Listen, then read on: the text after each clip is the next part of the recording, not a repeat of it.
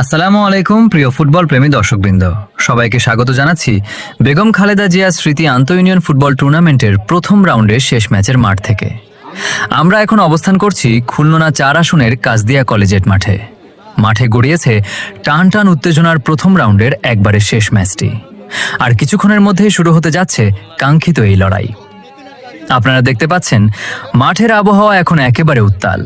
Referee বাঁশি বাজানোর ঠিক পূর্ব মুহূর্তে দুই দলের খেলোয়াড়রা পরস্পরের সাথে হাত মিলিয়ে কুশল বিনিময় করছেন।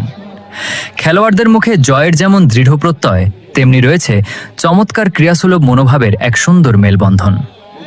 দর্শকরাও বুক ভরা আশা নিয়ে গ্যালারি থেকে করতালি দিয়ে উৎসাহিত করছেন নিজ নিজ প্রিয় দলকে। কার হাতে উঠবে শেষ 8-এর টিকিট, কে হাসবে বিজয় শেষ হাসি, জানতে হলে চোখ রাখুন মাঠে। আমাদের সাথেই থাকুন, খেলা শুরু হতে যাচ্ছে এখনই।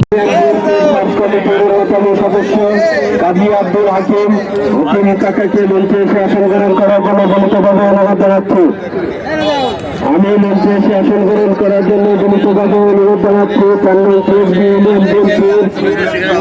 কমিটির অন্যতম সদস্য, ওয়ার্ড থেকে বারবার নির্বাচিত সদস্য ফিরোজ মাহমুদকে মঞ্চে এসে আসন গ্রহণ